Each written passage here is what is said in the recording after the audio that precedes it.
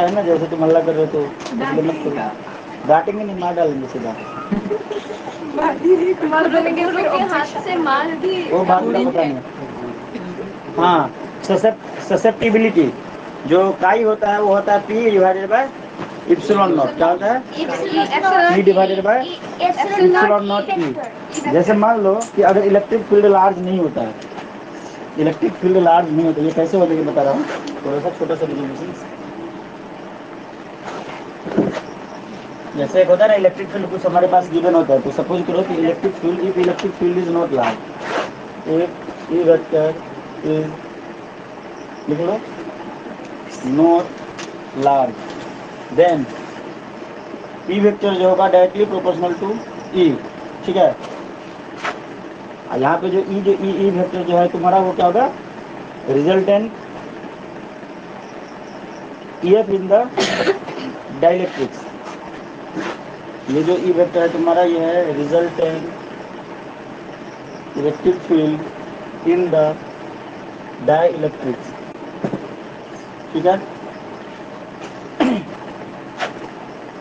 तो यहाँ से क्या हो जाएगा तुम्हारा P is equal to P vector is equal to, जब डायरेक्टली प्रोपोर्शनल का साइन हटाएंगे एक कांस्टेंट आ जाएगा। ठीक है, ये जो कांस्टेंट आ जाएगा ये आएगा इप्सिलॉन नॉट काई, इप्सिलॉन नॉट काई। सर काई तो आपने ऐसे लिखा था। अरे वो ये तो लैम्डा हो गया। हाँ, मतलब ऐसे था ना, ऐसे लिखा था क्या? ऊपर से ऐसा था। ऐसे, अभी ठीक है, हाँ ये आ जाएगा। ठीक है, तो ये हो जाएगा तुम्हारा इप्सिलॉन नॉट काई, तो यही काई इज इक्वल टू, यही से जो काई इक्वल टू, काई इक्वल टू क्या हो जाएगा, P vector divided by epsilon naught P. ठीक है, जहाँ पे ये जो काई जो है, हाँ ई वेक्टर नहीं लिखा था, हाँ यहाँ पे जो ये काई जो है तुम्हारा ये डायमेंशन लेस क्वांटिटी है, ये जो है इसका कोई डायमेंशन नहीं है, डायमेंशन लेस क्वांटिटी। जब इसका डायमेंशन नहीं है तो यूनिट होगा, यूनिट भी नहीं होगा। ठीक है, तो ये था तुम्हारा इलेक्ट्रिक ससेप्टिबिलिटी।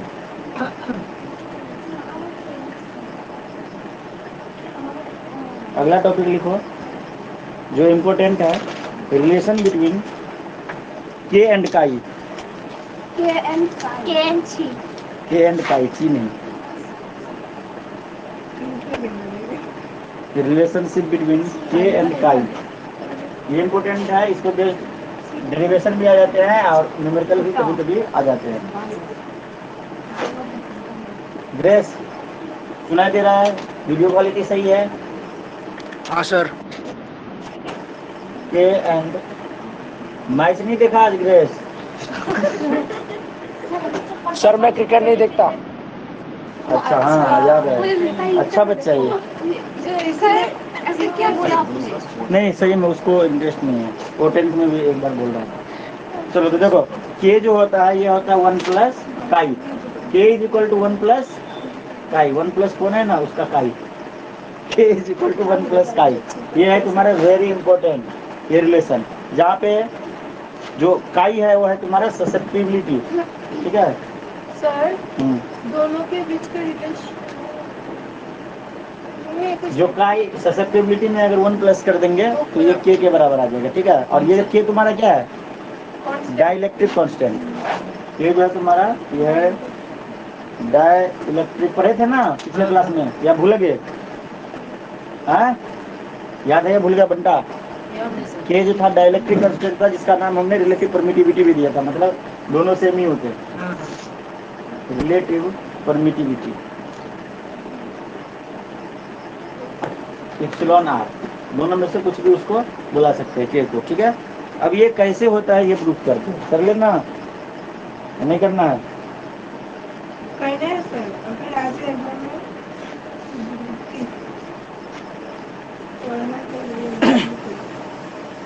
बता दें? नहीं।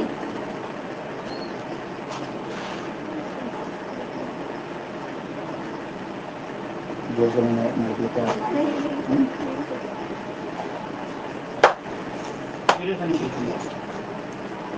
को तो बनता है। वो मर्द है। ये देखो मेरा पड़ोसी नहीं, दोस्त है। इधर गया, आपके आँख को बचा के आँख पर मारता है, अटैक करता है।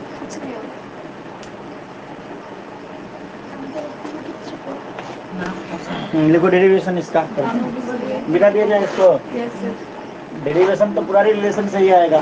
बचपन में जो भी चीज पढ़े है उसको उल्टा पुल्टा कर देते हैं, डेरिवेशन आ जाता है। अच्छा तरीका है ना मेरा, उल्टा पुल्टा करते हैं। देखो E vector is equal to क्या पढ़ा था बचपन में, ई नॉट माइनस, जल्दी बोलना क्या लिखूं, ईपी। वेरी गुड, ई नॉट माइनस ईपी। तो यहाँ पे जो ई नॉट था ये क्या था, एक्सटर्नल का फील्ड, क्या एक्सटर्नल फील्ड, डाइलेक्ट्रिक का net external field in dielectric. और ई नॉट क्या था, एक्सटर्नल इलेक्ट्रिक फील्ड। मतलब ई है एक, ई नॉट है और एक है ईपी। ईपी क्या था, polarise electric field in the dielectric, polarisation के थ्रू जो होता था। लिख दूं क्या, वेयर ई जो था ये सब पढ़ाया गया है पर तुम भूल गए, ठीक है। ई जो है तुम्हारा ये है नेट इलेक्ट्रिक फील्ड।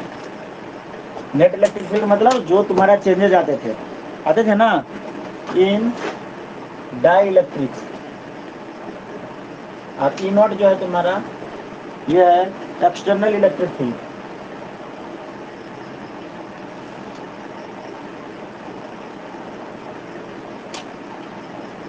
और ईपी जो है तुम्हारा यह है polarise electric field in the dielectric. Polarise electric field in dielectric. Online वाले बच्चे मैं जानबूझ के ये घसीट घसीट के लिख रहा हूँ, ये तुम्हें क्लियर नहीं दिखेगा, ऑफलाइन में भी क्लियर नहीं दिख रहा है, ठीक है। इसलिए स्पेलिंग मत देखना, बस सुन के लिखो। ई जो है तुम्हारा यह net electric field in dielectric. ये ई नॉट जो है तुम्हारा एक्सटर्नल इलेक्ट्रिक फील्ड है और ईपी जो है पोलराइज इलेक्ट्रिक फील्ड है इन डाइलेक्ट्रिक, ठीक है। ये जो चार्ज नहीं प्लस माइनस होता था, ये पोलराइजेशन के थ्रू होता था, पता था ना रे। इसको मिटा दें, साफ कर दे, नहीं तो रहने देते हैं। अच्छा, तुमने एक फॉर्मूला थोड़े मतलब पिछले क्लास में पढ़ा जो हमने प्रूफ किया, ईपी इज इक्वल टू क्या था, sigma P by epsilon naught, याद है। EP is equal to sigma P by epsilon naught. नहीं आया था सृजन, तुम आया था, पता है मुझे, तू ना ही बोलेगा। हाँ, अब तूने वीडियो भी नहीं देखा, ये भी मुझे पता है, तू ना ही बोलेगा। हाँ नहीं, वो थोड़ा वो कहने के लिए ऐसे चला लिया होगा ताकि हाँ। खुद भाग गए, आए थे तो तब तो फिर पता होना चाहिए, भाग गए थे क्या पहले। हाँ तो लास्ट में तो गड़बड़ क्या। दूसरी बात ये कि कल रात को भी मैंने क्लास नहीं कराया ना। अब मैंने ये भी मैसेज दिया कि पिछला जो भी है उसको रिवाइज कर लो, मतलब जो भी पढ़े उसको रिवाइज कर लो ताकि दिक्कतें ना आए। चलो कोई बात नहीं। एक चीज और एक कॉन्सेप्ट और बताया गया था कि EP is equal to P भी हमने प्रूफ किया था कि sigma P is equal to P, ये प्रूफ किए थे ना कि सिग्मा पी पी के बराबर कैसे होता है, याद आ रहा है या नहीं, ठीक है। तो सिग्मा पी के इक्वल होता है, तो हम सिग्मा पी की जगह पे क्या लिख देंगे, पी, क्या लिखेंगे, पी बाई इप्सिलॉन नॉट। मतलब ईपी तुम्हारा क्या आ गया, पी बाय इप्सिलॉन नॉट। कोई दिक्कत क्यों, क्योंकि since sigma P equal to P, reason लिखने की जरूरत नहीं, हम जानते हैं, बचपन में पढ़े थे, ठीक है ना। अच्छा, तो इन वैल्यू को यहाँ पे ले जाके पुट करते हैं। ईपी जो है यहाँ पे लिख दो, पुट इन 1, इस इक्वेशन 1 में पुट कर देते हैं, तो क्या हो जाएगा, E vector is equal to E naught vector minus EP की जगह पे मैं क्या लिखूंगा, P by epsilon naught, P by epsilon naught. कोई दिक्कत, ठीक है। जब ये लिख दिए और भी कुछ करना है, एक रिलेशन और जो अभी प्रूफ किए, ठीक है। अभी प्रूफ क्या किए थे, साइड में लिखता हूँ। काई जो था, काई मैं उल्टा पुल्टा लिख देता हूँ, ऐसे होता है या ऐसे होता है, ऐसे होता है। ये काई जो होता है तुम्हारा, ये क्या था, P vector divided by epsilon naught E था। तो यहाँ से हम क्या करेंगे, पी का वैल्यू निकाल लेंगे। क्या करेंगे, पी का वैल्यू निकाल लेंगे, क्रॉस मल्टीप्लिकेशन करेंगे तो पी वेक्टर क्या आ जाएगा, काई इप्सिलॉन नॉट ई वेक्टर हो जाएगा। तो इसको भी ले जाके यहाँ पे पुट करेंगे, पी की जगह पे, जो पी है ना, पी की जगह पे इसको पुट करेंगे, ठीक है। वेक्टर साइन भी बना सकते, कोई दिक्कत नहीं, यहाँ पे वेक्टर साइन भी बनाने से कोई दिक्कत नहीं है, ठीक है, कोई दिक्कत नहीं है। ये तो वही है, वेक्टर ही है, इसको ले जाके यहाँ पे पुट कर देंगे, ठीक है। यहाँ पे इसको इक्वेशन 2 लिख दूँ क्या, थोड़ा सिस्टम में लिखना पड़ेगा ना। इसको इक्वेशन 2 लिख देते हैं और इसको नीचे लिखो, मैंने साइड में लिख दिया, तुम नीचे लिखो, ठीक है। और यहाँ पे लिख दो पुट इन, यहाँ पे लिख देना we know that, we know that, मतलब ये जैसे जैसे लिखे वैसे लिखेंगे। इसको पुट इन इक्वेशन 1, इक्वेशन 1 में पुट किया, आगे equation 2, we know that I is equal to P vector divided by epsilon naught E, यहाँ से ये आ गया। इसको कर देते हैं पुट इन इक्वेशन 2, तो ये क्या इक्वेशन 2 में पुट कर देते हैं। यहाँ पे मैंने साइड में लिख दिया गलती से, मैंने सोचा कि नहीं लिखूंगा, पर तुम तो लैंग्वेज में लिखोगे ना, तो तुम्हें तो पूरा क्लियर होना चाहिए ना। E vector is equal to क्या आ जाएगा, मैं कलर बदल देता हूँ वरना फिर जगह कम बन जाएगा ना। E vector is equal to क्या आ जाएगा, ई नॉट वेक्टर, अब पी वेक्टर की जगह पे लिखते हैं काई माइनस काई इप्सिलॉन नॉट ई, काई कुछ ज़्यादा टेढ़ा कर देता हूँ मैं, भी ऐसे होना चाहिए, ठीक है, थोड़ा ध्यान से लिखना। और divided by epsilon naught, epsilon naught epsilon naught के साथ कट गया तो क्या आ गया, E vector is equal to E naught minus chi E vector, ठीक है, E vector is equal to epsilon naught minus chi E vector, ये आ गया। और तो कुछ नहीं आया, dividing both side by E vector, दोनों तरफ ई वेक्टर से डिवाइड कर देंगे, dividing both side by E vector. E vector देखो इसमें है, इसमें है, इसमें नहीं है, तो ये करके बन जाएगा 1 बन जाएगा, और ये हो जाएगा E naught vector divided by E vector बनेगा, E naught vector divided by E vector. यहाँ पे ये देखो, इसको ई वेक्टर से डिवाइड करेंगे तो ये कट जाएगा, माइनस क्या बचेगा आई, ठीक है। E naught vector divided by E vector, ये क्या होता है, के होता है, डाइलेक्ट्रिक कांस्टेंट होता है ना। Since E naught vector divided by E vector is equal to K होता है, therefore 1 is equal to K minus chi, तो काई को इधर ले आएंगे, तो 1 plus chi is equal to के, ये होता है ना, ये नहीं पता, K is equal to E naught by E vector. नहीं आवाज समझ में, मजा गया। तो ये जो है बहुत ही ज़्यादा इम्पोर्टेंट रिजल्ट है, और ये एग्जाम में आ गया तो फिर मत बोलना कि नहीं पढ़े, ठीक है, क्योंकि लास्ट में यही एक डेरिवेशन दमदार है इस टॉपिक का।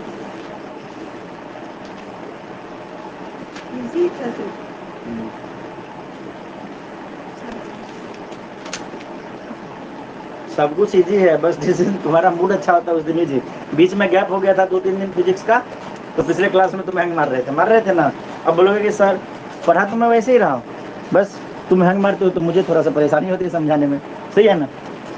अभी देखो पिछले क्लास में पढ़े तो फिर अभी चल रहा है, आज का क्लास कैंसिल करते तो फिर कल नहीं आता, देखो समझ में, कल रात में कैंसिल हुआ तो सुबह में हुआ था ना, तो इसलिए ज़्यादा दिक्कत नहीं।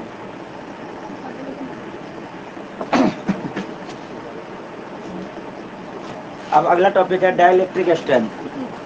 कौन बताएगा डाइलेक्ट्रिक स्ट्रेंथ क्या होता है?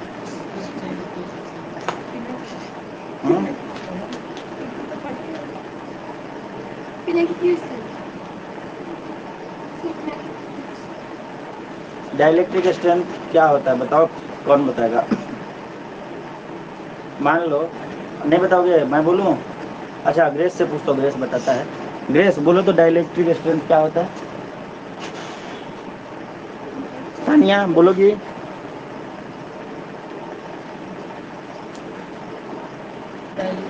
परमिता 1 2 यार तुम लोग अपना फोटो लगा लो ना, एक पर्पल है एक ब्लू है, पता नहीं कौन सा ब्लू वाला कौन है पर्पल वाला कौन है। ग्रेस कुछ बोल रहा है, उसका आवाज नहीं आ रहा है, वॉल्यूम तो फुल है। ग्रेस कुछ कहना चाहते हो?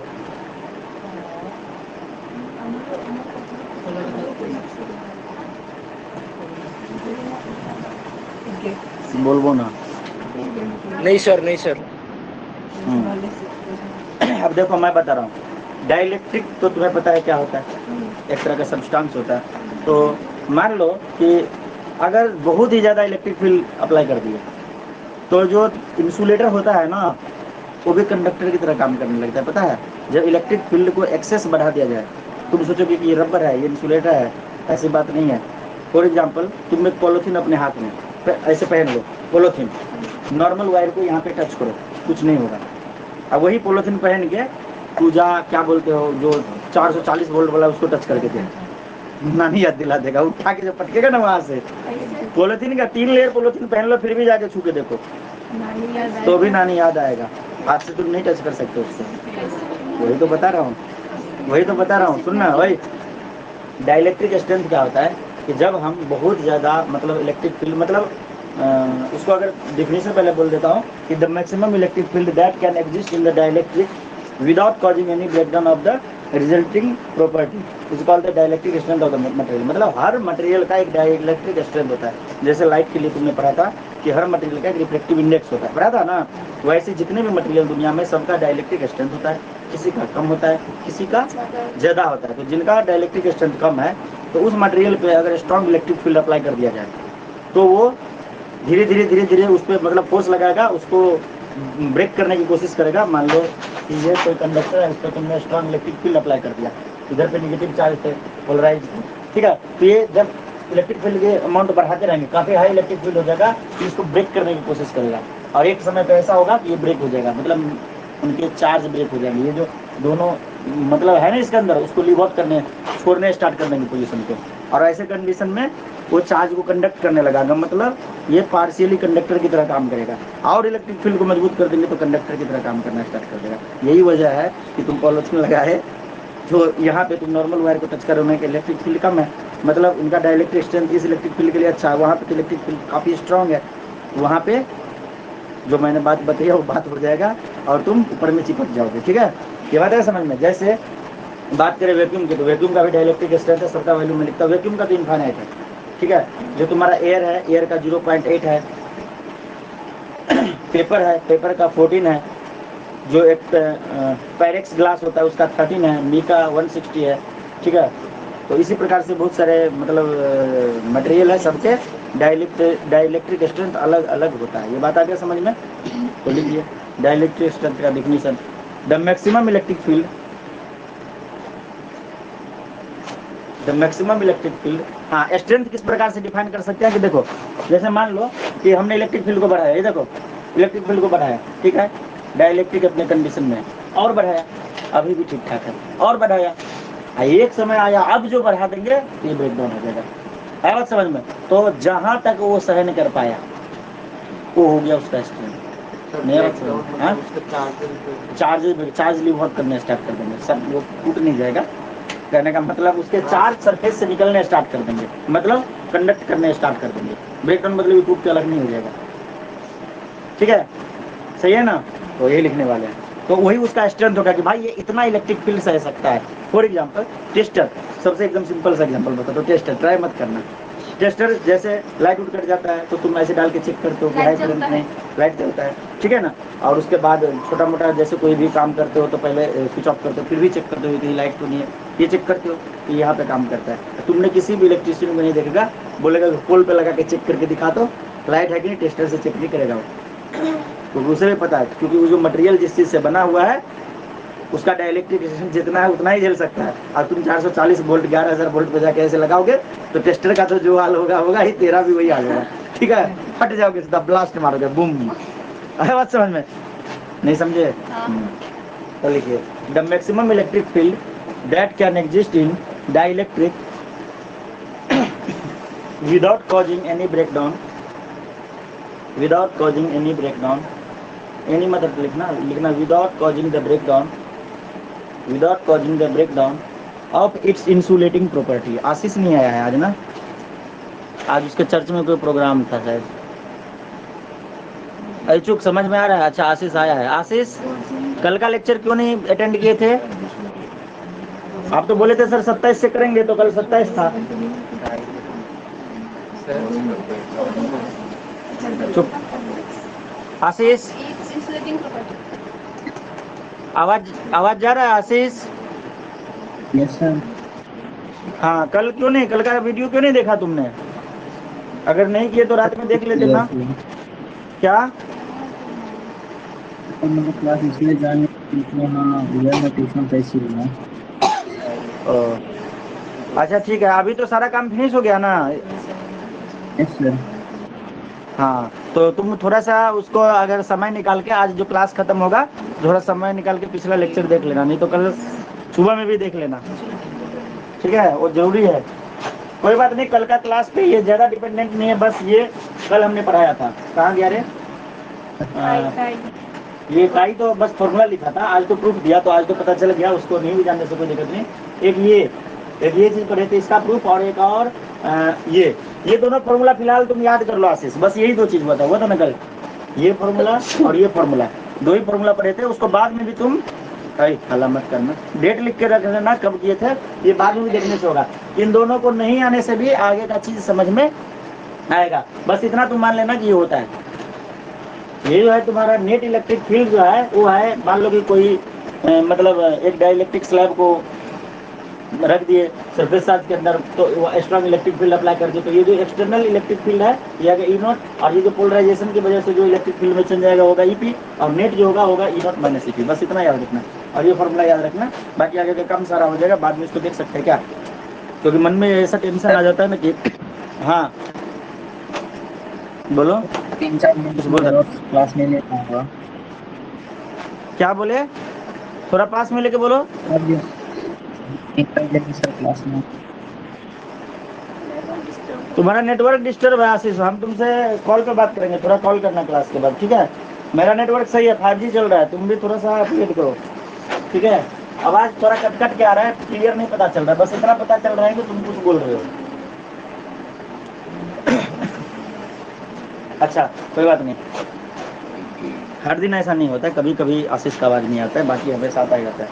डाइलेक्ट्रिक स्ट्रेंथ को फिर से रिपीट करो, the maximum electric field that can exist in the dielectric without causing the breakdown of its insulating property. बिना इंसुलेटिंग प्रॉपर्टी के ब्रेकडाउन किए हुए कितना वो इलेक्ट्रिक करंट को एग्जिस्ट कर सकता है, मतलब कितना वो सह सकता है, ठीक है? Is called the dielectric strength of the material. कोई दिक्कत आगे अच्छे से? नेक्स्ट पॉइंट लिखिए, डाइलेक्ट्रिक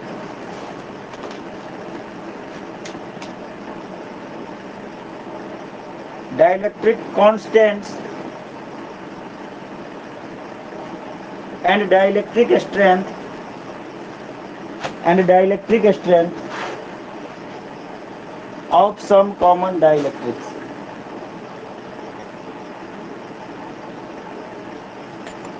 of फिर से बोल दो, dielectric constants CUNSTNTS and dielectric strength of some common dielectrics. ये हो गया डाइलेक्ट्रिक, टेबल बना रहे हैं, डाइलेक्ट्रिक कांस्टेंट जिसको K बोलते हैं, ठीक है? और ये होगा तुम्हारा डाइलेक्ट्रिक स्ट्रेंथ, ठीक है, जो कि किलो वोल्ट पर mm में हम नापते हैं, ठीक है? kV mm इनवर्स, ठीक है? तो वैक्यूम की अगर बात किया जाए, वैक्यूम में जो डाइलेक्ट्रिक कांस्टेंट होता है 1.0000। बोलोगे सर क्या जरूरत है लिखने का, 1 लिख देता है, ऐसे लिखा हुआ है तो हम भी लिख दिए। डाइलेक्ट्रिक स्ट्रेंथ इनफाइनाइट होता है, ठीक है? एयर में जो डाइलेक्ट्रिक कांस्टेंट होता है ये होता है 1.00054, ठीक है? और ये जो होता है 0.8। वाटर में 81 होता है, इसका पता कर लेना थोड़ा इंटरनेट से, ठीक है? इसका पता कर लेना, यहाँ पे मतलब स्क्रीन टाइप से मतलब पता नहीं चल रहा है क्या है, ठीक है?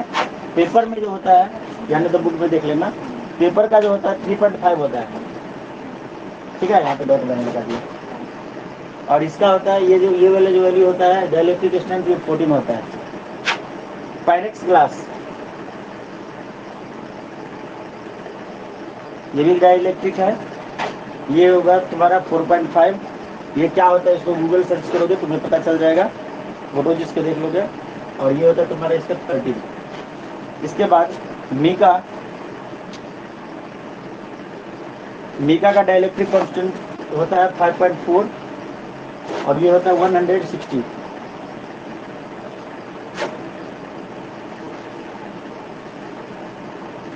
पोर्सिलियन इसका जो होता है 6.5 एंड 4 ये बना लो।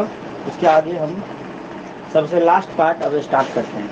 और ये तो तुम्हें पता चल ही गया होगा, हैं? नहीं, लास्ट पार्ट स्टार्ट करते हैं, 2 घंटे का लेक्चर है।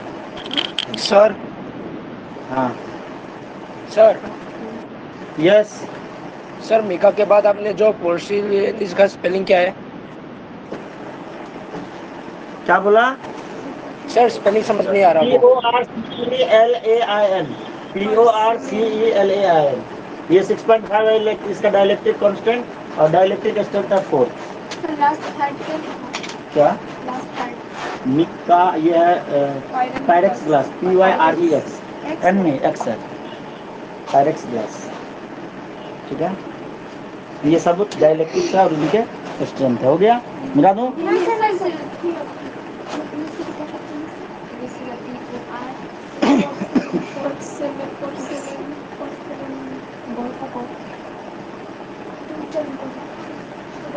ओए, क्या कर रही है?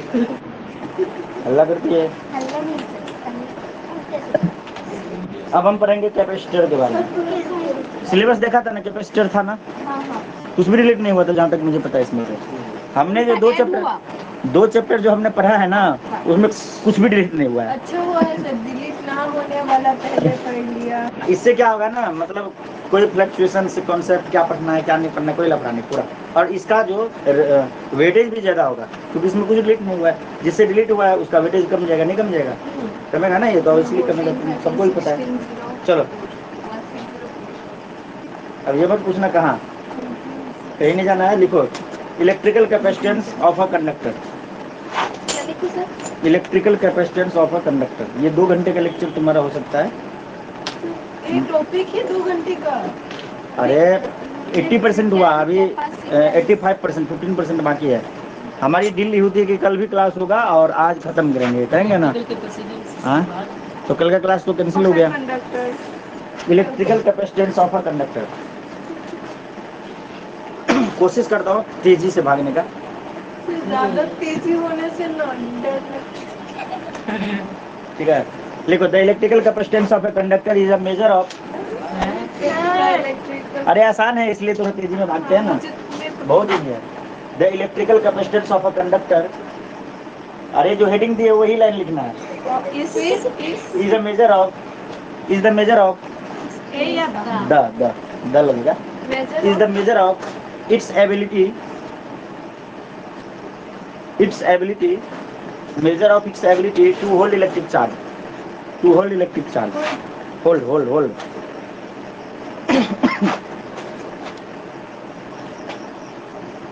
इलेक्ट्रिक चार्ज होल्ड करने की जो एबिलिटी है उसी का जो मेजरमेंट जो होता है वो कहलाता है कैपेसिटेंस। क्या कहलाता है? कैपेसिटेंस और इलेक्ट्रिकल कैपेसिटेंस। किसी भी कंडक्टर का जो एबिलिटी है इलेक्ट्रिक चार्ज होल्ड करने की, उसका जो मेजरमेंट कहलाता है वो कहलाता है इलेक्ट्रिकल कैपेसिटेंस। आया बात समझ में? Q जो होता है वो डायरेक्टली प्रोपोर्शनल टू V होता है। Q is directly proportional to V। और Q जो होता है ये होता है C into V। Directly proportional to sign हटाए तो C आ जाएगा। C जो हो जाएगा वो क्या हो जाएगा? Capacitance of the conductor. अब V क्या हो जाएगा? पोटेंशियल। क्या हो जाएगा? अरे बोलो भाई। हाँ, मुझे लग रहा है कि समझ में नहीं आ रहा है। Of the conductor. ठीक है।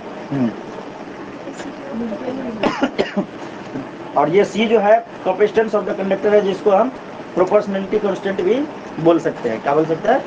तो लिखो एक स्टार पॉइंट डाल के, the proportionality constant C of conductor, sorry, C is called the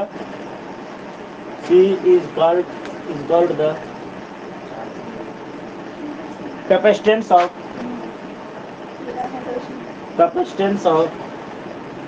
the conductor।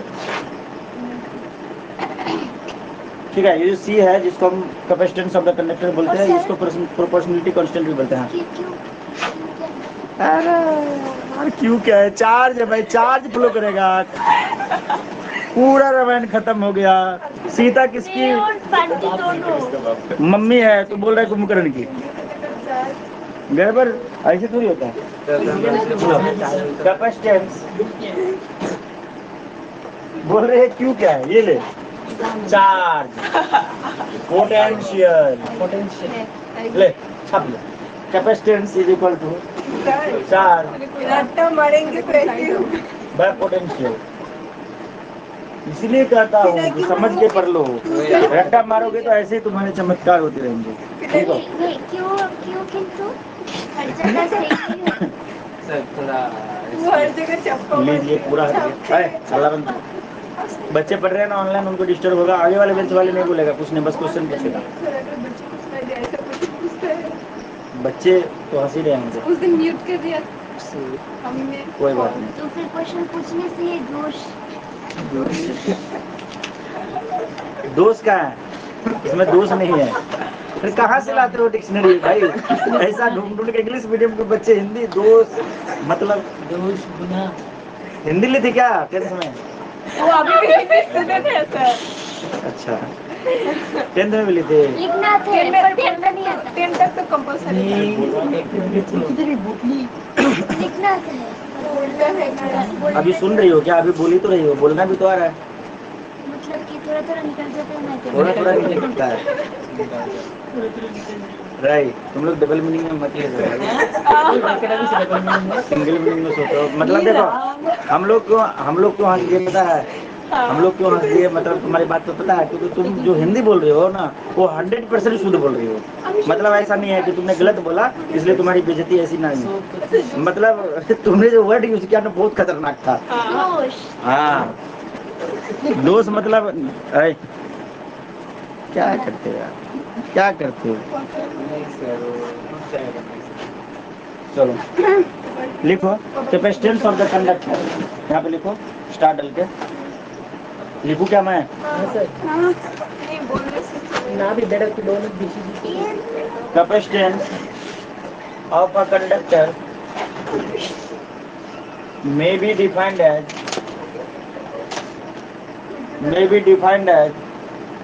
the charge required spelling मत देखना, लिखावट देख के समझना, ठीक है ना? कि ऐसे ऐसे घुमा है तो ये हो सकता है। टू इंक्रीज नहीं समझ में आ जाएगा अगर देखोगे तो। देखो पता चल रहा है क्यू है अरे डी टू ठीक है। The potential of the conductor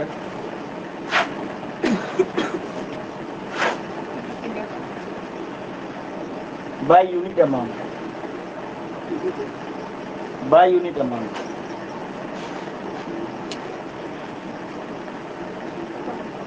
इसका मतलब समझ में आया कि पोटेंशियल को 1 यूनिट बढ़ाने के लिए जितना चार्ज की जरूरत होगी, ठीक है, वही कहलाएगा उसका कैपेसिटेंस। कोई दिक्कत? एकदम अच्छे से आ गया। चलिए मैंने बोला नहीं इधर है।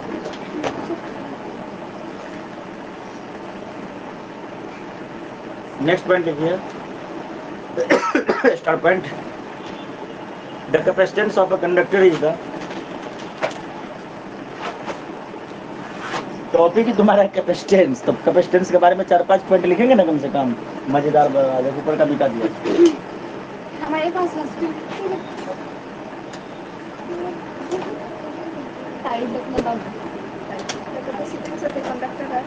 लिख रहा हूँ।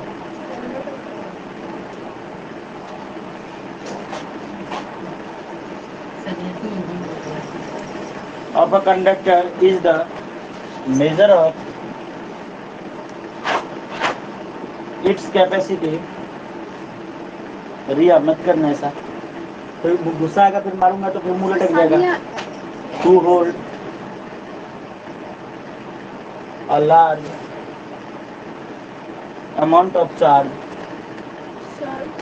हाँ के बाद मूसल क्या होगा भाई? आगे भी तो पढ़ो। The capacitance of a conductor is the measure of its capacity to hold a large amount of charge. इसलिए मैंने पहले ही बोल दिया कि मैं बस फॉर्मेलिटी के लिए बोर्ड पे लिख रहा हूँ। है बात समझ में? बस तुम्हें सुन के ही लिखना है।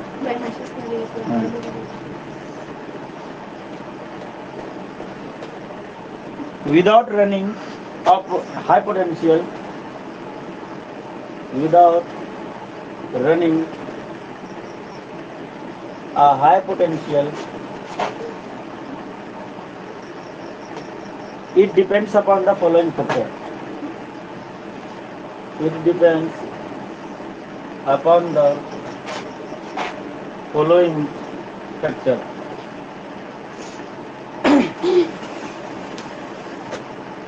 बिना हाई पोटेंशियल को रन कराए हुए चार्ज को जो होल्ड कर मतलब करने की जो कैपेसिटी है उसका जो मेजरमेंट है वो होता है कैपेसिटेंस, ठीक है।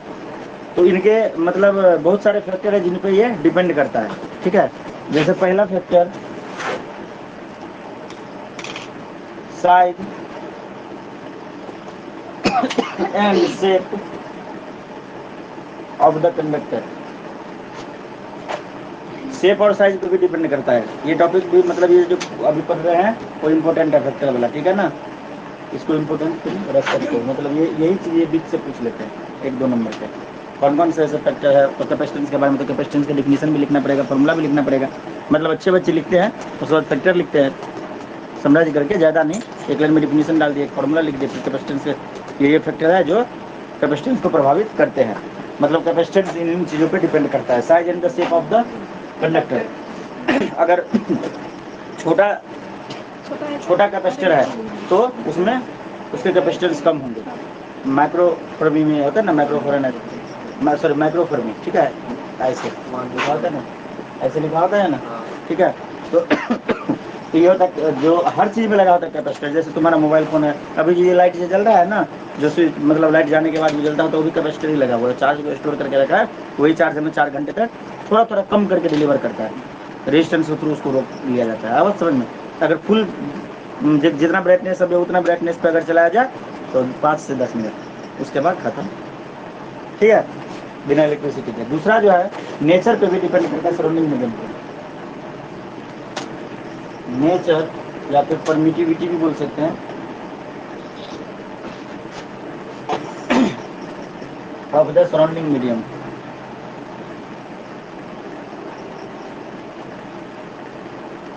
Nature permittivity of the surrounding medium. अब किस चीज पर डिपेंड करता है? Presence of the other conductor, presence of the other conductors in its neighbourhood.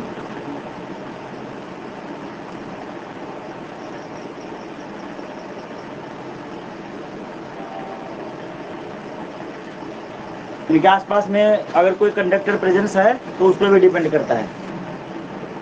आया बात समझ में? एक नोट पॉइंट लिख लो, नोट NOT, जो कि इम्पोर्टेंट है। ये नोट पॉइंट इम्पोर्टेंट है, NOT ये पूरा ही इम्पोर्टेंट है, जितना लिखा रहा हूँ नोट पॉइंट भी इम्पोर्टेंट है, ठीक है। सुन के लिखो, मैं बैठ के बोल रहा हूँ। The capacitance of a conductor, क्या हुआ अभी?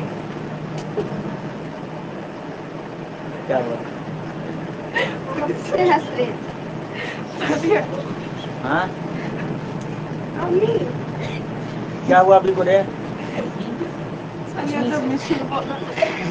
मिसल, मिसल को मिसल बोल रही है।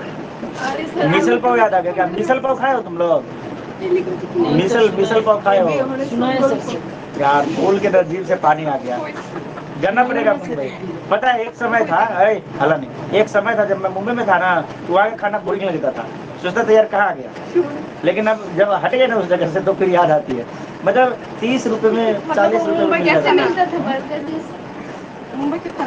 था। मिसल जो होता था ना, सुनो, एक होता था मिसल पाव, एक होता था उसल पाव, एक होता था बड़ा पाव।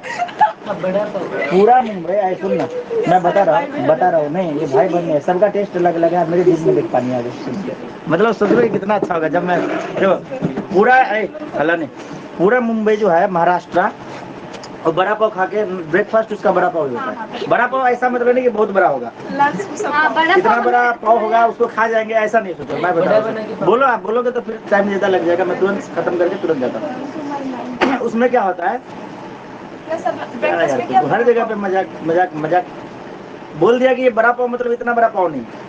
पाव उधर पे होते हैं स्क्वायर शेप के, क्यूब शेप के, क्यूबिकल शेप के। कैसे होता है? अच्छा क्यूब के जैसा, मतलब क्यूब के जैसा ऐसा शेप का होगा। एक साइड से 3 साइड से गोल होगा, एक साइड से जो सेकंड टाइप का ऐसा होगा, ठीक है। और सुनो बता रहा हूँ, बड़ा होता है जो आलू का बनता है, इतना गोल सा, गोल सा मतलब छोटा वाला बॉल नहीं होता इतना बड़ा।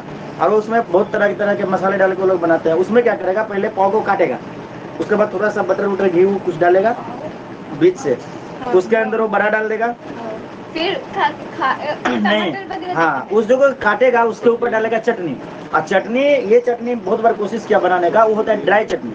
ड्राई चटनी सूखी वाला नहीं। दूध पानी हाँ, बिना पानी का चटनी होता है, पता नहीं किस चीज से बनाता है और बताता कोई भी नहीं है। अगर किसी से तुम पूछोगे तो नहीं बताएगा। अच्छा तो वो डालेगा, उसके बाद वो डालेगा और ऊपर से प्याज वगैरह तरह को देगा। और एक वो क्या है? मतलब वो चटनी डालेगा, उसके बाद बड़ा डालेगा उसके अंदर, उसके बाद उसको पैक कर देगा। उसके बाद तुमको खाना है बर्गर की तरह, मतलब उसको खाओ, पूरा ड्राई होगा, हाथ उसमें कहीं नहीं लगेगा। सिर्फ कैसे शेप तो बताया, क्यूबिकल एक ब्रेड होगा। ब्रेड मतलब ब्रेड के ही कैटेगरी का, जिसको पाव बोलते हैं। उसको काटेगा बीच से, अलग कर देगा, उसके अंदर डालेगा, फिर दबा के एकदम ऐसे टाइट कर देगा ना कि वो जो आलू का जो बीच में वो अच्छे से उसको, जैसे कंपनी में भी मॉर्निंग के नाश्ता में यही आता था। सच में सर? हाँ, एक ज्यादातर। बात बोलो, हाँ बोल दो। ये बोल रही है इसको लगा मुर्गी का पैर। नहीं, मुर्गी का पैर नहीं। और ये खाने में इतना टेस्टी होता था ना, 10 रुपए के मात्र मिलते थे, 10 रुपए के। बड़ा पाव। हाँ, अच्छे तो उस है। टाइम पे। आज जो बड़े वाले रेस्टोरेंट में जाओगे, छोटे मोटे मतलब होटल में तो 20 के मिलेंगे, रेस्टोरेंट में जाओगे तो वही चीज 50 के मिलेंगे। आप फुटपाथ पे खाओगे तो 10 रुपए के मिलेंगे। और सुनो, एक होता है मिसल पाव। उसमें मिसल मतलब एक सब्जी टाइप का होता था, उसका पता नहीं कैसे बनाते थे, नींबू उम्बू पता नहीं, प्याज वगैरह पता नहीं कैसे, मतलब अलग अलग टेक्निक होता है। और जो ब्रेड है वो जो वही पाव को सेक के घी में बिहार और तेरे को दे घी देंगे, तो मुंबई में बटर घी जो भी हो। सब मुंबई में उसी बिहार। प्रकार होता था उसल पाव। उसल ये पाव। वो भी मतलब उसी प्रजाति का होता था, लेकिन उसका सब्जी का टेस्ट थोड़ा अलग होता था। नहीं आवाज समझ एक में में? चटनी मिसल एक में सब्जी। दो में सब्जी। तो मिसल पाव खाओगे तो किसी भी होटल में खाओ टेस्ट सेम आने वाला। उसल पाव खाओगे तो उसका टेस्ट डिफरेंट आने वाला है किसी क्योंकि होटल में। फ्लेवर अलग है। हाँ, और दूसरी बाकी जो डोसा वगैरह ये तो पता ही है, डोसा इडली ये सब पॉपुलर है, ठीक है। तो हम नोट पॉइंट लिख रहे थे, लिखो। The capacitance of the conductor does not depend on the conductor does not depend on the, थोड़ा सा डाइवर्ट होना चाहिए ना दिमाग, कुछ नया चीज सुन के, वरना तो फिर थक जाएंगे। से खाना रिलेटेड है सर, तो फिर डिपेंड ऑन द भूख लग गई sir. Nature of its material. Circle तो क्या है? तुम क्या हो? तुम तो कुछ नहीं हो। हम कितने दुखी है यहाँ के, तुम्हें पता है? हम एक ऐसे प्रजाति थे, हम एक ऐसे प्रजाति थे जो एक दिन भी मार्केट का खाए बिना रह नहीं सकते थे। मुझे जॉन्डिस हो गया था, पूरा घर में मार भात खिला खिला के रखते थे, उसके बाद भी शाम को किसी न किसी बहाने जाके मार्केट से समोसा खा के आते थे। हाँ, वो पता नहीं चलता था घर वाले से, मतलब बिना मार्केट के खाए हम जी नहीं सकते थे। उस आदमी का हाल यहाँ पे दिखे, कुछ खाने का ढंग का नहीं, पूरी सब्जी के अलावा क्या कुछ है, वो तो हम मन नहीं करता खाने का। ना खाने से ठीक है, आप हेल्दी रहेंगे। इससे ज्यादा हेल्दी थे, पूरा फिट भी थे, तोड़ नूंद कुछ नहीं निकला था, पूरा एकदम अभी भी मस्त है। आगे जाके खराब हो गया, ठीक है। The capacitance of the conductor does not depend on the nature of the material, लिख लिए, and the amount of charge existing on the conductor। मतलब अच्छा पहले लिख लो, and the amount of charge existing on the material, sorry conductor। फिर से बोल रहा हूँ, the capacitance of the conductor does not depend on the nature of the material। जो कैपेसिटेंस जो होता है कंडक्टर के, किसी भी कंडक्टर के, वो कि मेट आई रुकना, वो मटेरियल किस नेचर के है उस पर डिपेंड नहीं करता है। And the amount of charge existing on the conductor, conductor में कितना चार्ज है, कितना अमाउंट है चार्ज का, उस पर भी डिपेंड नहीं करता है, ठीक है। क्योंकि देखो C इज इक्वल टू, तुम बोलोगे कि सर फॉर्मूला के अकॉर्डिंग तो करना चाहिए, हाँ सर। ये देखो फॉर्मूला जो तुमने लिखा वही से निशानियाँ, C is equal to Q अपन भी, तो इस हिसाब से अभी तो मैंने लिखा है कि चार्ज कितना है उस पर भी डिपेंड नहीं करता, ठीक है। और यहाँ से तो देख रहे हो तो C directly proportional to Q, लेकिन ये नहीं है, C directly proportional to Q नहीं। अगर तुम्हारा चार्ज बढ़ता है तो पोटेंशियल भी तो बढ़ता है, ध्यान से समझो, चार्ज बढ़ता है तो पोटेंशियल भी बढ़ता है। तो चार्ज और पोटेंशियल का रेशियो कांस्टेंट ही रहता है। अगर चार्ज को तुमने बढ़ा दिया तो पोटेंशियल ऊपर गया ना, तो फिर चार्ज में पोटेंशियल निकालेंगे तो जो वैल्यू होगा, चार्ज को और बढ़ा देंगे तो फिर और पोटेंशियल बढ़ जाएगा, फिर इसका रेशियो निकल तो दोनों सेम आएंगे। आया बात समझ में? तो इसलिए इसको ऐसा लिखना, see directly proportional to Q, गलत हो जाएगा। आ गया समझ में? हाँ बोलो। हाँ सर। अगला लिखो, यूनिट ऑफ कैपेसिटेंस। टॉपिक वही है, इसका यूनिट पढ़ रहे हैं। देखो यूनिट ऑफ कैपेसिटेंस, जैसा unit of capacitance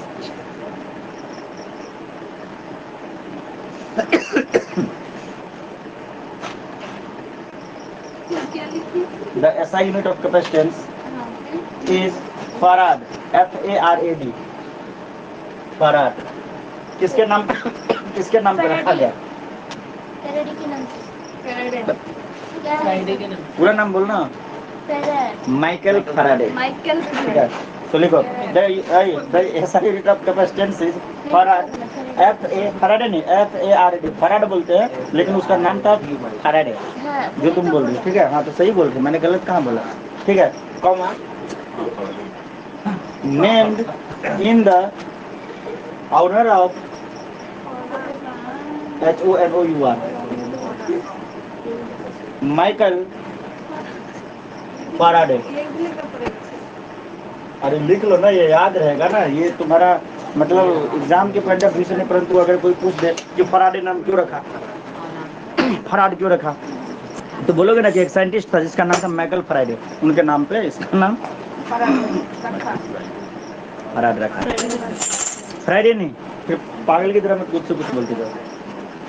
start point लिखो next, the capacitance of the conductor is, the capacitance of the conductor is 1 farad,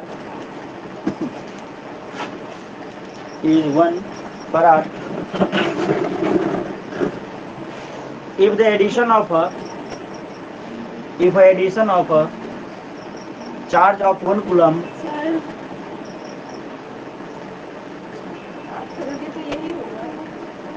the capacitance of the conductor is 1 farad if the addition of a charge of 1 coulomb to it, comma increases its potential by, increases, बातें मत कर, increases its potential by 1 volt। हो गया? नहीं लिखी है, मुझे पता है। लिख लिया। सानिया बस एक लाइन लिखिए।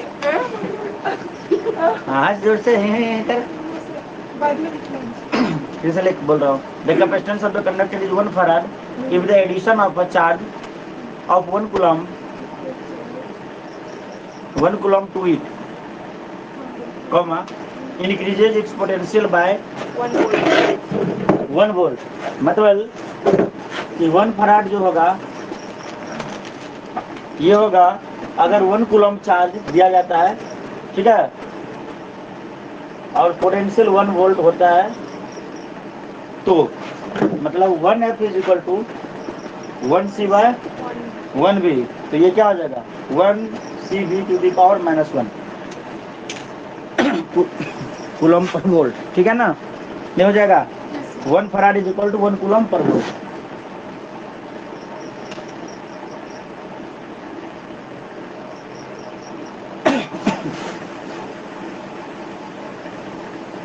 तो 1 फराड जो होता है बहुत बड़ा यूनिट होता है, ठीक है, प्रैक्टिकली ये पॉसिबल नहीं है, ठीक है, तो इसलिए इसके छोटे छोटे यूनिट को लिया जाता है। देखो 1 farad is a very large unit of capacitance, 1 farad is very large unit of capacitance, full stop। For practical purposes,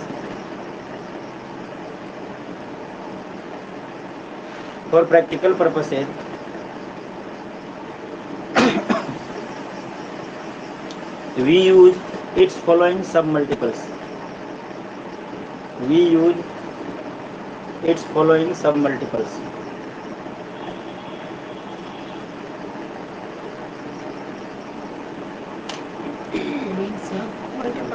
सबमल्टीपल्स। वो जो एक लड़का को जो मैं उस दिन डांट रहा था जयदीप को, वो कहीं पे अप्लाई नहीं किया था ना, उसको मिल गया, अच्छा वाला स्कूल में मिल गया। मतलब जो सबसे अच्छा स्कूल था ना ONGC, तो ONGC अगरतला में मतलब अच्छे रेपुटेड स्कूल में आता है। उसके बाद कुंजाबन में स्ट्रेंथ ज़्यादा है, 4 सेक्शन है, लेकिन वहाँ पे डिसिप्लिन मतलब थोड़ा सा उसका ख़राब हो गया। तो सभी बच्चे ने पहले उसमें दोनों में अप्लाई किया, तो पहले लिस्ट उसका निकला 3 दिन पहले। तो सबको डर वही था कि कहीं यहाँ पे नाम ना आए तो क्या होगा, तो बहुत ने एडमिशन ले लिया। इधर पे एडमिशन लेने वाला कम लोग बचा, तो फिर जिसका कम था उसका यहाँ हो गया।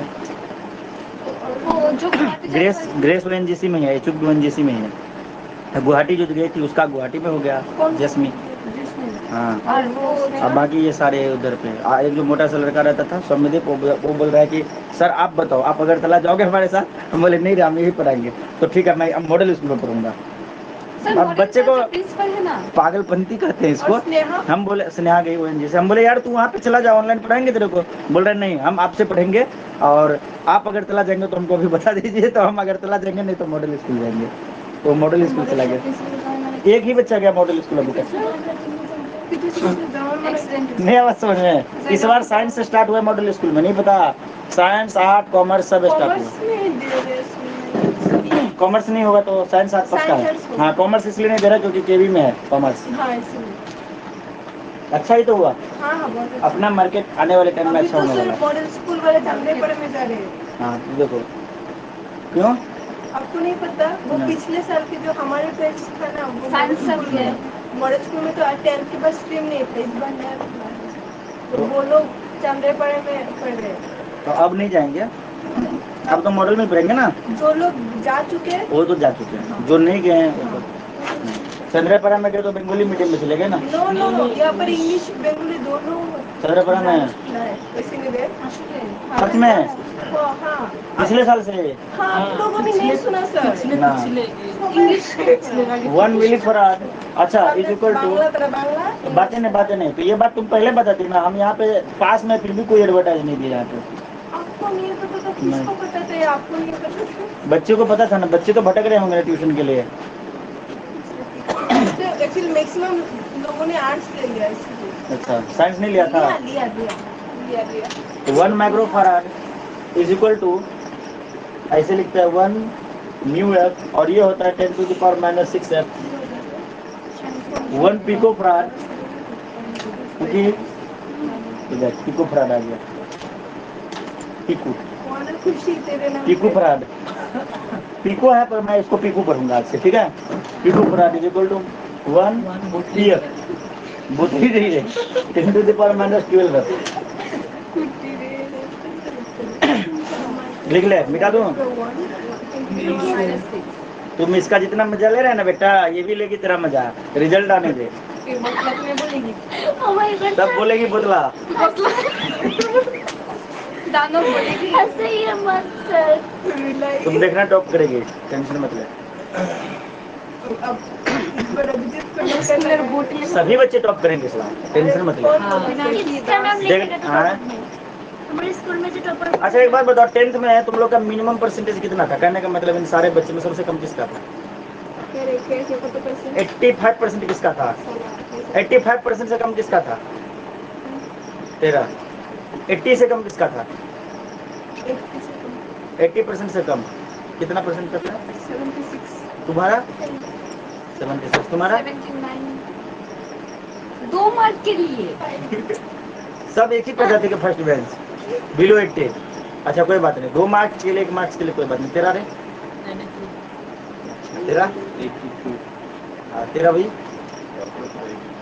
अरे भूल गए ना, अब नया वाला क्या याद रखेंगे ना। 86 कुछ था, ठीक है। मतलब पीछे वाले 80 आगे वाले 80 बिलो, कोई बात नहीं, जख्म है, ठीक है। जख्म एक किसी का मैंने शायर सुना था, मुझे पूरा याद नहीं, आधा ही याद है, बोलता हूँ। सीने में जो जख्म दबा है उसे सीने में ही रहने दो। मैं पागल, कुछ और था कि मैं पागल हूँ, मुझे पागल ही रहने दो, ऐसे बोल बोल के मार दिया था तीर। नहीं आया बात समझ में? तो वही जख्म है कि हमें 80 अबव नहीं मिला। इस बार 80 अबव कौन लाता है? 90 अबव लाना है। 90 अबव कौन लाते हैं? 95 अबव लाना है। हाँ तो 95 भी उसमें आता है, ठीक है। चलो लिखो अब देखो बातें हो गई, अब फिर से पढ़ते हैं। देखो मैं जानबूझ के 15 मिनट पढ़ा के 2 मिनट का बातें छोड़ता हूँ ताकि ताकि बोरिंग फील ना करे। बोरिंग फील ना हो। ये एक टेक्निक है। देखो capacitance of isolated spherical conductor, क्योंकि अब टॉपिक बदलने वाला है। अभी तो डिफिनेशन चल रहा था कैपेसिटेंस के बारे में, अभी तो देखो क्या पढ़ा तुमने डिफिनेशन। अभी जो बोले वो क्या है? टॉपिक ही क्या? हाँ अभी जो तुमने पढ़ा कैपेसिटेंस पढ़ा, उसके फॉर्मूले पढ़े, उसके एप्लीकेशंस पढ़े। कैपेसिटेंस का हाँ डिफिनेशन डिफिनेशन ही तो चल रहा था। अब देखो capacitance of an isolated spherical conductor. अभी टॉपिक है। फिर से फॉर्मूला आएगा C is equal to 4 pi epsilon naught R capacitance of an isolated spherical conductor. मान लो कि कोई आइसोलेटेड स्फेरिकल कंडक्टर है, ठीक है, लिख low consider N isolated spherical conductor of radius R। Consider N, heading डालू या हो गया सबका? ऑनलाइन वाले बच्चे ग्रेस इच्छुक आशीष सृजन Paramita square.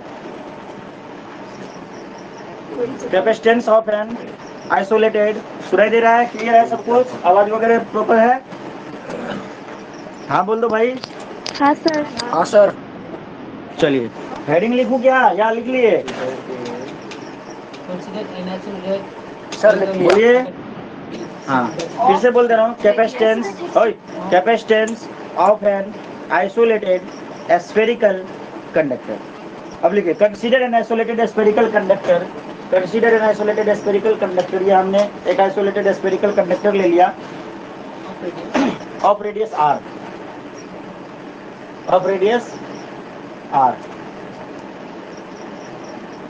Of radius capital R, ठीक है। The charge Q is uniformly distributed.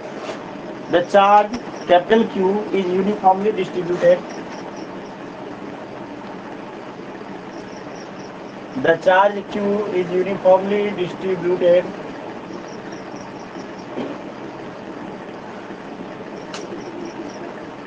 अंदर में डॉटेड लाइन दिया है, बाहर में मतलब एरो लगा है, ठीक है। The charge Q is uniformly distributed over its entire surface. Over its entire surface. Charge जो है वो Q है, ठीक है, uniformly distributed over its entire surface. कोई दिक्कत? Full stop. It can be assume to be, पहले लिख लो फिर डायग्राम बनाना, नहीं मिटाऊंगा। It can be assumed to be concentrated, it can be assumed to be concentrated at the center of the sphere, at the center of the sphere. Full stop. आगे बोलूं? The potential at any point, the potential at any point on the surface of the spherical conductor, the potential at any point on the surface of the spherical conductor will be, तो कितना होगा potential हो जाएगा तुम्हारा C is equal to 4 pi epsilon naught R, जो C है तुम्हारा capacitance of the spherical conductor, ठीक है। नीचे लिखो the capacitance of a spherical conductor is proportional to its radius. radius का proportional होगा।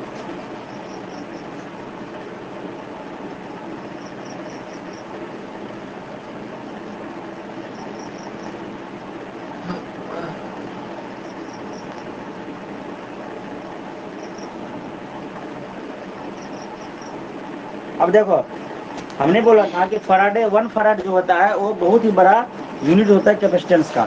अब इसको हम थोड़ा कैलकुलेट करने की कोशिश करते हैं कि कितना होता है, ठीक है।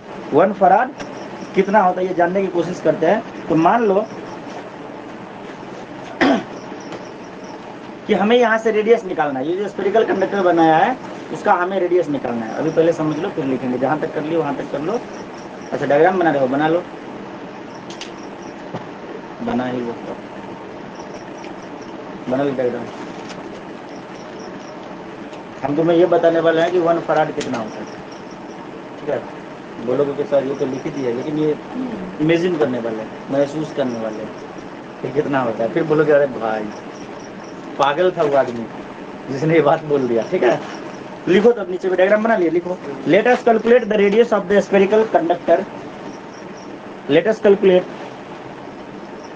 स्टार पॉइंट डाल देना, ये टॉपिक चेंज हो गया, मतलब उसके अंदर नहीं है, मतलब है वही चीज, उन्हीं के बारे में बता रहे, परंतु ये अलग चीज है। ठीक है, मतलब इसको तुम अगर टॉपिक देना चाहो मत देना।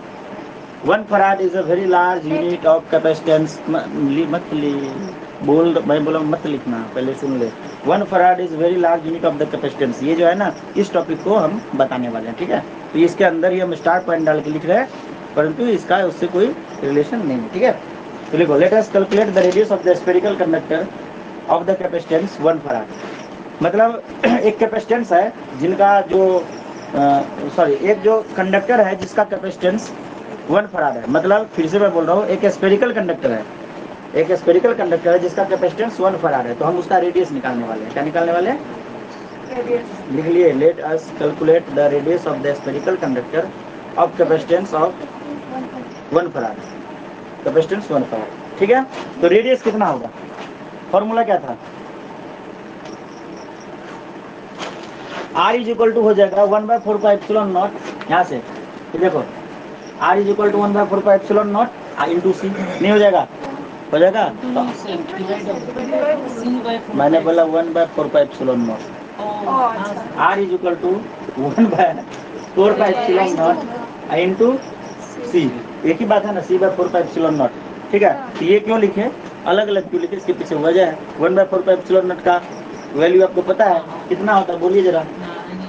9 × 10, 9 × 10 टू द पावर 9। अच्छा, और ये होता है तुम्हारा MF यूनिवर्स, ये होता है ना यूनिट इसका, पता है, into 1 farad, into 1 farad. Capacitance कितना है? 1 फराड। हमने लेट किया है, तो इसको कैलकुलेट करते हैं।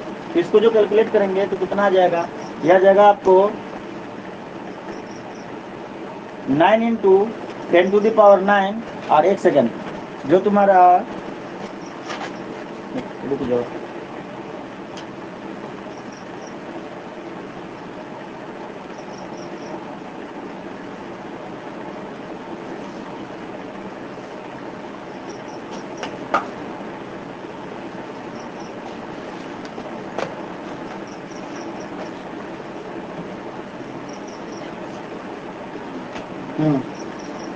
फराड जो है तुम्हारा, उसको मतलब 1 माइक्रो फराड में अगर कन्वर्ट करें तो कितना हो जाएगा? 10 टू द पावर -3 हो जाएगा। तो ये डाल दो 1 फराड को, मतलब ये है ना, मतलब रिलेशन क्या, बोलो बोलो, देख के बोलो। 1 माइक्रो फराड इक्वल टू, नहीं वो वाला नहीं, वो पहला वाला जो था माइक्रो फराड नहीं, उसका था मिली फराड। हाँ,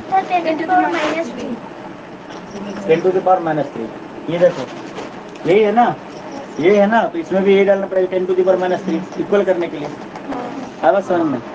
तो इसको क्या लिखेंगे? 10 to the power 9 into 10 to the power -3। हाँ, कौन? तो अब ना फराड फराड कटेगा, फराड इनवर्स है। तो देखो ये हमने क्या 1 फराड, ये कितना था 1 micro milli farad is equal to 10 to the power -3 F. तो हम एफ का वैल्यू चाहिए, 1 एफ चाहिए, तो 10 टू द पावर -3 इधर लाएंगे। मतलब इसको थोड़ा उल्टा यूनिटरी मेथड से समझो, मतलब 1 फराड इज इक्वल टू यहाँ से क्या हो जाएगा? प्लस में होगा, क्या प्लस में होगा? 1 MF is equal to 1 farad is equal to 10 to the power -3 MF होता था। अरे उल्टा लिखा दिया। 1 milli farad is equal to 10 to the power. ये तो सही लिखा हुआ है, 1 micro farad is equal to 10 to the power. ठीक है, तो फराड मिलाएंगे तो 10 टू द पावर -3, इधर पे अगर डिवाइड में तो ऊपर जाकर मल्टीप्लाई बन जाएगा। लेकिन हमें क्या लेना है? MF इनवर्स में ही लेना है।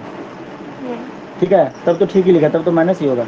MF इनवर्स में ही लेना है हमें, है ना, तो हमें MF इनवर्स में ही लेना है। ठीक है, तो फिर उलट जाएगा ना, फिर से इधर आके 10 टू द पावर 3 बन जाएगा, और फिर हमें इनवर्स में लेना है, MF इनवर्स में लेना है। नहीं अब आया बात समझ में? तो फिर से 10 टू द पावर -3 बन जाएगा। नहीं समझे?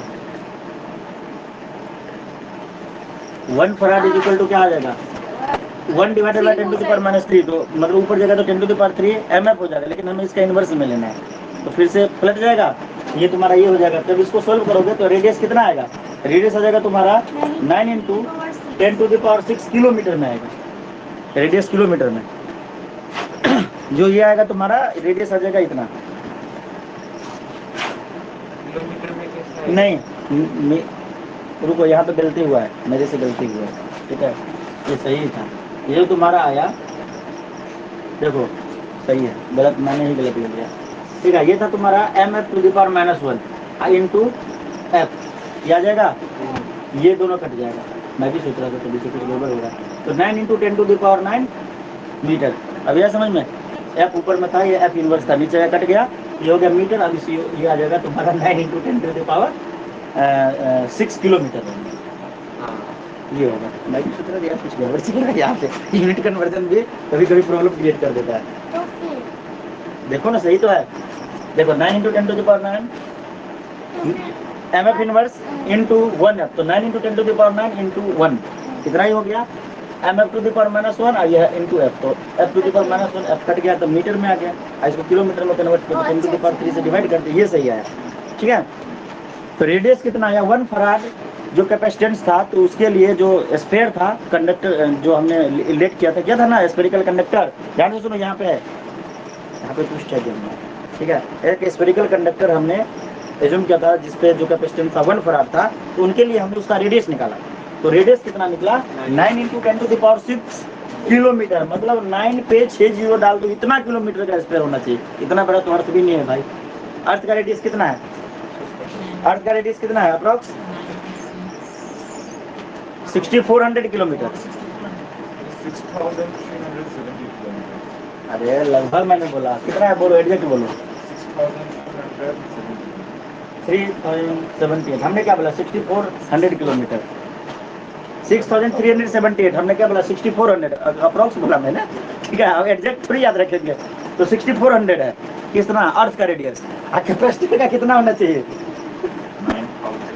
9,000। पॉसिबल है क्या, कितना टाइम्स हो जाएगा बताओ, 1500 टाइम्स अप्रोक्स, अप्रोक्स, फिर से मत बोल देना एग्जैक्ट, कैलकुलेटर लेके बैठा है रीजन कैलकुलेट कर रहा है, ठीक है, तो अप्रोक्स 1500 टाइम्स कितना कैपेसिटर पॉसिबल है, तो फिर इसीलिए ये रियल लाइफ में नहीं, मतलब फराडे जो है ना उसका यूज नहीं होता, फराड का 1 फराड का यूज नहीं, कि मिली माइक्रो पिको इन सब में यूज होता है। आया बात समझ में, पता था ये बात, इतना भी बड़ा हो सकता है, 1 फराड तुम बहुत छोटा समझते थे, नहीं समझते थे, मतलब सोचते थे चल कुछ होता होगा, थोड़ा बहुत होता होगा।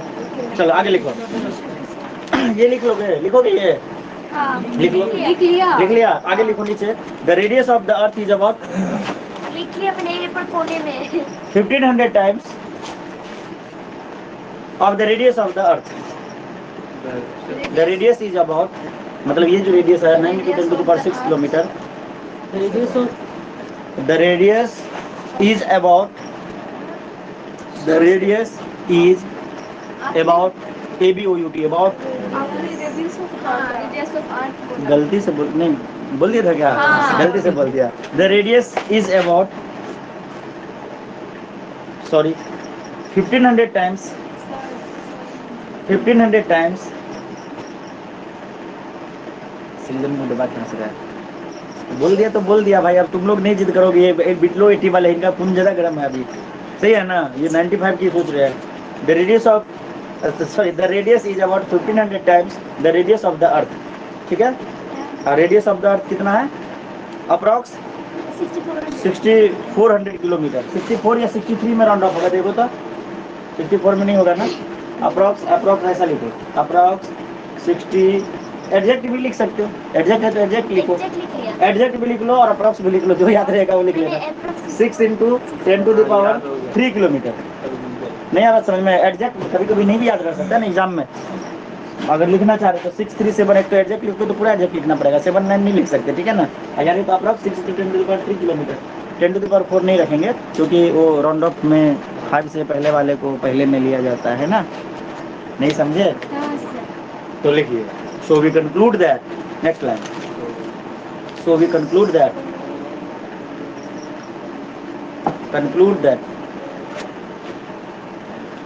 मान लो अगर क्वेश्चन पूछ दिया कि how 1 farad is a very large unit, मतलब कुछ कंक्लूड करने तो ये सब बता के कंक्लूड नहीं कर देंगे। हाँ,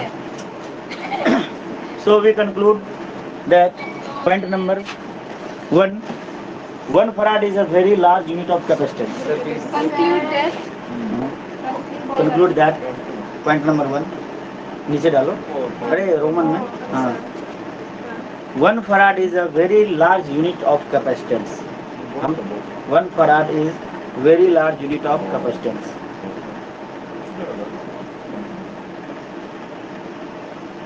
लिख लिए? नेक्स्ट पॉइंट स्टार्ट, मतलब सेकंड पॉइंट। हाँ, सेकंड पॉइंट इफ मैंने बोला first point 1 farad is a very large unit of capacitance. पापा के कॉल थे, अब डेली नहीं, पहले ही छुट्टी हो जाएगा। पापा पहले आके बैठेगा। मैथ दिन क्या होता है पता है? 45 मिनट 50 मिनट से ज़्यादा जा ही नहीं पाता है, मतलब खत्म हो जाता है। मैथ्स के दिन में जल्दी एक एक्सरसाइज हो जाता है, तुरंत हो जाता है, मतलब कुछ ज़्यादा स्पीड। तो एक्स्ट्रा करवाए। अब बच्चे का मूड भी तो होना चाहिए। इतना काम हो जाता है कि अगले दिन पूरा करेगा ना सृजन, पूरा दिन करता रहेगा तो भी खत्म नहीं होगा। होमवर्क नहीं दे देते हैं, उसको खुद समझ आता है। मैं बोलता हूँ कराऊँ, नहीं सर छोड़ दीजिए, तो अब हम क्या करें? इतना आसान है math. It is not possible to have a दो चैप्टर खत्म होने वाला है, पता है मैथ का भी, जबकि बहुत कम क्लास हुआ। अगर रेगुलर किया होता तो 4 हो गए होते ना Srijan. It is not possible to have a single isolated conductor. Single isolated conductor. It is not possible to have a single isolated conductor of very large capacitance. अब देखो 1 फराडे का भी पॉसिबल नहीं, 1 फराड भी पॉसिबल नहीं है। अब तुम बोलोगे कि सर 10 फराड होना चाहिए। एग्जाम में क्वेश्चन में अगर दे दिया तो समझ लेना भाई ये फालतूगिरी है, ये सब। सर जरा रिपीट करना। हाँ, फिर से बोल रहा हूँ, it is not possible to have a single isolated conductor of very large capacitance. क्या हुआ? घड़ी की तरफ मत देखो, मैं और पढ़ाऊंगा अभी। ये देख रही थी कुकी और ये भी। एक क्वेश्चन कर दो उसके बाद छोड़ देंगे। अभी तो अपने बोले और पढ़े। मतलब 2 क्वेश्चन कर दो। एक अध्ययन है डर। लिखो एन आइसोलेटेड स्फीयर। ग्रेस लिख लिया ना? हाँ, क्वेश्चन है। हाँ बहुत सर। दिनों से क्वेश्चन इसमें पढ़े जा रहे थे। नहीं, उसने बोला हाँ। तुम लोग हल्ला करोगे तो कैसे सुनोगे? N isolated sphere has a capacitance of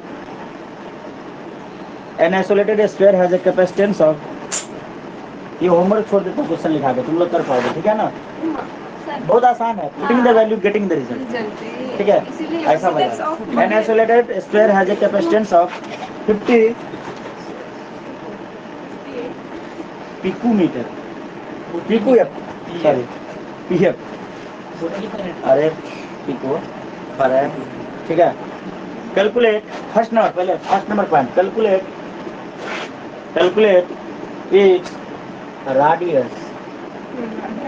second, how much, अरे हमरा भी मन कभी मजाक करने का करता है ना। हाउ मच चार्ज, ठीक है? हाउ मच चार्ज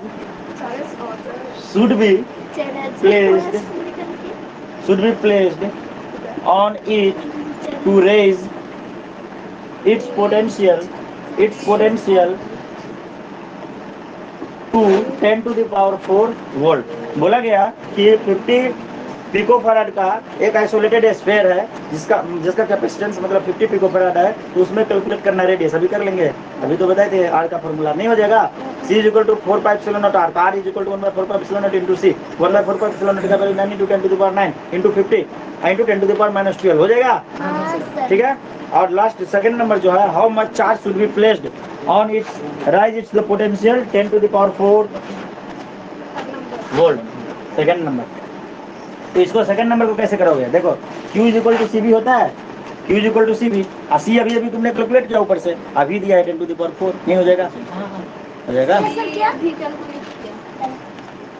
रेडियस निकाल लेगी। रेडियस कैसे निकालेगी? 1/4πε0 into c, 1/4πε0 हो जाएगा 9 × 10⁻⁹, और c कितना दिया हुआ है? 50 पिकोफैराड, तो 50 × 10⁻12। सॉल्व करेंगे, किस में आएगा? रेडियस मीटर में आएगा, तो तुम उसको सेंटीमीटर जो भी तुम्हें निकालना है ले लेना, सेंटीमीटर में निकालना, ठीक है। उसके बाद सेंटीमीटर में निकालना, याद रखना, इसमें जो निकालना सेंटीमीटर में निकालना। क्यों? क्योंकि जरूरत पड़ेगा यहाँ पे। Q is equal to CB जो है ना, यहाँ पे तुम्हारे दिया कल हाउ मच चार्ज, चार्ज होगा वो किलोमीटर मीटर में थोड़ी सेंटीमीटर में दिखाएंगे ना, तो इसलिए सेंटीमीटर में निकालेंगे। आया बात समझ में? इसको सेंटीमीटर में निकालना। Q is equal to CB। C तुमने ये कैलकुलेट किया, सॉरी सी कैलकुलेट नहीं किया, सी तो तुम्हारा गिवन है 15 × 10⁻12, गलत बोल दिया था। और ये जो तुम्हारा भी है ये भी कितना है 10 to the power 4, तो दोनों को मल्टीप्लाई कर देंगे। कितना आसान है। आंसर लिख दो क्या? नहीं पहले वाला का आंसर आएगा, आंसर बता देता हूँ, 45 सेंटीमीटर।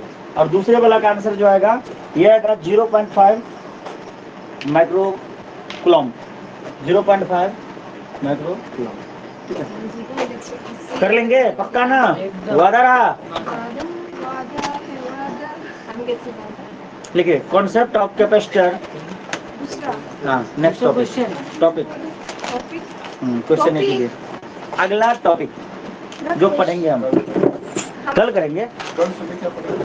कल सुबह क्या पढ़ोगे बताओ तुम लोग? केमिस्ट्री। फिजिक्स खत्म कर फिजिक्स खत्म कर लीजिए। ऑनलाइन वाले बच्चे से पूछ लेते हैं फिजिक्स का बाकी है सर। अरे चुप चुप सर कल सुबह हमारा क्लास है। तो फिर तो केमिस्ट्री तब तो केमिस्ट्री पढ़ना पड़ेगा। 10 बजे बायोलॉजी है सर। कितने बजे? 10 बजे। कोई बात नहीं, कुछ नहीं बिगड़ेगा। यहाँ पे तो खत्म होना ही है, ये तो एकदम तय है। नहीं कल और उधर पे जो हम स्टार्ट कर रहे हैं फिजिक्स थोड़ी स्टार्ट कर रहे हैं, जो टेंशन है केमिस्ट्री स्टार्ट कर रहे हैं। इसलिए तो बोला सर नहीं केमिस्ट्री स्टार्ट करेंगे तो सब एक साथ। नहीं, ऐसा नहीं होता है। वो तो एक साथ कहाँ स्टार्ट किए थे? 1 पहले स्टार्ट किए थे, उसका भी 1 पहले किए थे, खत्म हो गया ना दोनों। अब ये 2 चल रहा था, तो केमिस्ट्री का 2 इसका कोई बात नहीं, सबका देख के चलना पड़ेगा। अरे एक दिन में कुछ नहीं जाता, ठीक है, एक दिन में क्या जाता कुछ। परसों तो है ही अपना फिजिक्स, है ना सुबह में। कल क्या होगा? जस्ट स्टार्ट होगा 4, 5, 6 पेज लिखेंगे शुरुआत का, थ्योरेटिकल होगा, एकदम बिल्कुल आसान होगा। स्टार्ट होंगे 4, 5, 6 पेज लिखेंगे। ट्यूसडे रात में भी हमारे फिजिक्स है। और ट्यूजडे को सुबह में फिजिक्स है, तो उस दिन ही खत्म हो जाएगा, आराम से हो जाएगा। लेकिन सर कैसे होता है, जब भी हम टारगेट करते हैं खत्म कर देंगे। हाँ, इसलिए खत्म कुछ नहीं करेंगे, ठीक है। चलने दो। ये देखो बंटी, हाँ सर पिछले बार इलेक्ट्रोस्टेट को प्लान किए थे, फेल हो गया था। दूसरे दिन प्लान किया, फिर फेल हो गया। इस बार भी 2 दिन फेल हो गया। इसलिए अगली बार से प्लानिंग नहीं होना चाहिए, जो है आराम से करते जाना। ये तो बोला सर कल कर देंगे। तो फिर ये फेल हो गया ना फिर से, डायरेक्ट अगर बोल देते तो फिर ठीक था। चलो कोई बात नहीं, अगला टॉपिक लिखो। सर देखिए ना। बातें मत करो। सर ये पैक कर लिया सर। पैक कर ली। नहीं सर, कितना पेज हो गया? 4 पेज हो गया। आपने तो बोला आप नहीं पढ़ाएंगे। 1 2 3 4 5 बांटी ने भी पैक कर लिया। हम तो बोले थे कि concept of the capacitor and its principle, ये पढ़ने वाले थे। चलो कोई बात नहीं, अगले दिन पढ़ आज लेंगे। का क्रिकेट में डिसमिस हो गया। दोनों को जीत दिया क्या? नहीं कल फाइन आज नहीं होगा। डिसमिस हो गया। ऐसा कैसा अपनी स्टेडियम होना चाहिए। नरेंद्र मोदी स्टेडियम में हो रहा है क्या? अहमदाबाद में हो रहा है। भाई साहब तब तो गुजरात का चांस है, वो उसका तो होम ग्राउंड है। पैसा लेके जैसे तुम अम्बासा के रहने वाले हो, अम्बासा में होगा तो तेरा होम ग्राउंड होगा ना, तो वैसे ही। तो ही कहा। चलो ठीक है, आज के क्लास में इतना ही। जय हिंद, जय भारत। सर बारिश की वजह ये देखो भाग गया। हाँ क्या हुआ? सर बारिश की वजह से डिले हो गया। अच्छा डिले हुआ है, ठीक है। अरे डिले हुआ है, तुम लोग क्या बोल रहे? कैंसिल हो गया, डिले हुआ है। नहीं होगा देखना सर, कितना बज रहा है? 10 ओवर का कर देगा।